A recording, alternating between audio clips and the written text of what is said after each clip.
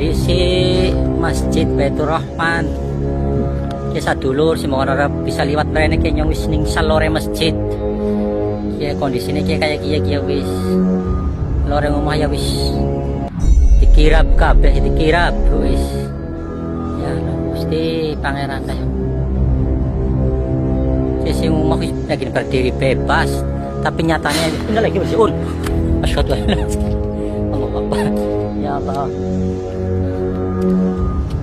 Kondisinya wis bener-bener wis kota mati, desa mati wis. Penghuninya wis pada saparan-paran, Pak RT.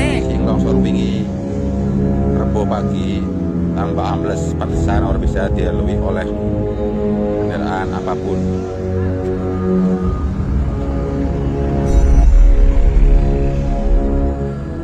Tambah jeruk ya, sekitar 2 meteran.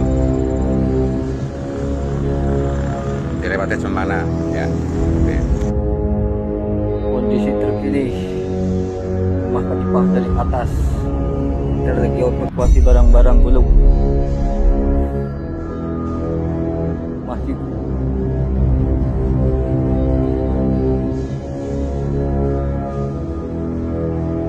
udah nggak ada harganya lagi, rumah mewahnya mau ditinggal belum.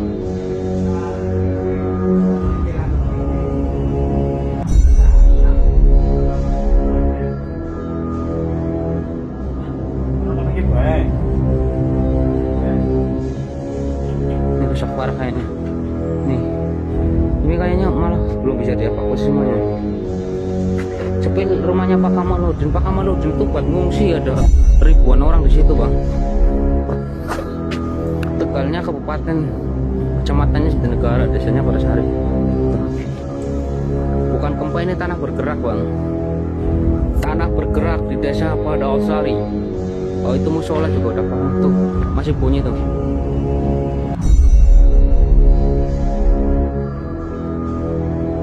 Iya, ada wakil bupati, pak bupati, menteri pur, ada semuanya udah berada. Ya, nggak kerasa. Ini tuh masih banyak bunyi tuh. Bedanya apa tanah bergerak sama gempa? Bedanya kalau gempa itu kan sekali, satu kali langsung lenyap sudah ya. Kalau ini tuh pelan-pelan, Bang. Ini rumahnya Bos Sate. Kabupatennya Tegal. Masih bisa ngisor, Cak. Iya, karena kandungan air di bawah tanah itu banyak. Dari tanahnya lembek ya, Bang. Gembur.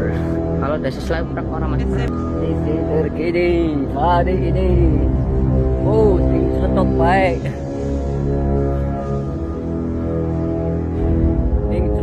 Terus udah kurang-kurang. Ya Allah, orang selamat barang-barang ya. Ya Allah, mau nggak berhenti, barang-barangnya ditinggal. Tak beli lah.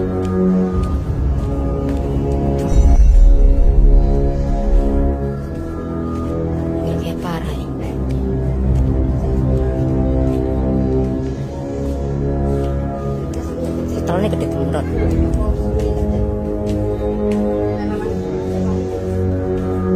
Loh, anjingnya itu.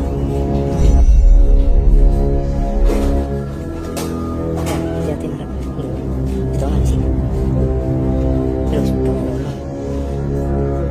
Belum kita gede. Telah nih ya. Bencana tanah bergerak di Desa Padasari, Kecamatan Jatinegara, Kabupaten Tegal, Jawa Tengah, hingga hari ini Rabu tanggal 25 Februari tahun 2026 masih belum benar-benar berhenti. Pergerakan tanah yang sudah berlangsung sejak awal Februari itu kini memasuki pekan ketiga.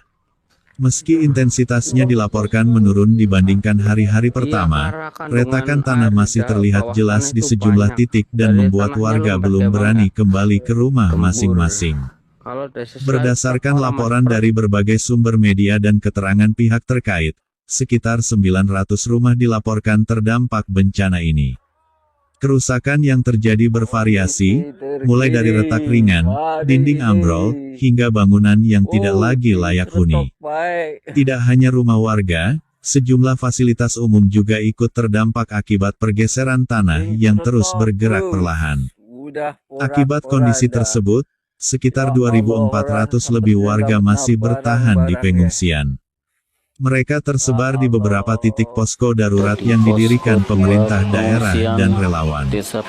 Di lokasi pengungsian, kebutuhan dasar seperti makanan, air bersih, selimut, dan layanan kesehatan terus diupayakan terpenuhi. Namun demikian, tinggal berhari-hari di tenda tentu bukan perkara mudah, terlebih saat ini masih dalam suasana Ramadan. Meski berada dalam keterbatasan, para pengungsi tetap berusaha menjalankan ibadah puasa dan salat tarawih secara berjamaah di tenda pengungsian. Semangat kebersamaan terlihat jelas di tengah situasi sulit yang mereka hadapi. Anak-anak tetap bermain di sekitar tenda, sementara para orang tua saling menguatkan dan berharap kondisi segera membaik.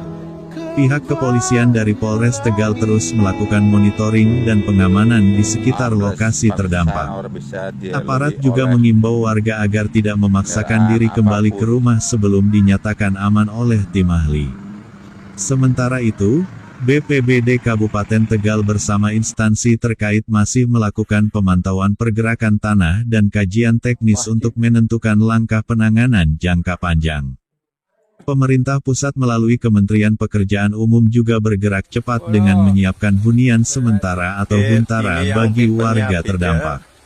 Rencananya, hunian sementara akan dibangun di lokasi yang dinilai lebih aman, salah satunya di Desa Capar. Hunian modular tersebut diharapkan dapat menampung ratusan kepala keluarga agar tidak terlalu lama tinggal di tenda darurat. Selain bantuan dari pemerintah, sejumlah organisasi masyarakat dan lembaga sosial turut menyalurkan bantuan logistik. Bantuan berupa sembako, pakaian layak pakai, hingga perlengkapan ibadah terus berdatangan untuk meringankan beban para korban.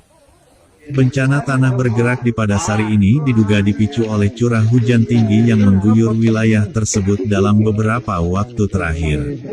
Tanah yang jenuh air menjadi labil dan bergerak perlahan, menyebabkan retakan panjang di permukaan dan merusak bangunan di atasnya. Kondisi geografis wilayah yang berada di perbukitan juga menjadi faktor yang memperparah situasi.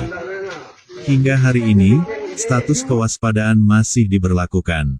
Warga diminta tetap siaga dan segera melapor jika melihat tanda-tanda pergerakan tanah baru, seperti munculnya retakan tambahan, pohon miring, atau suara gemuruh dari dalam tanah.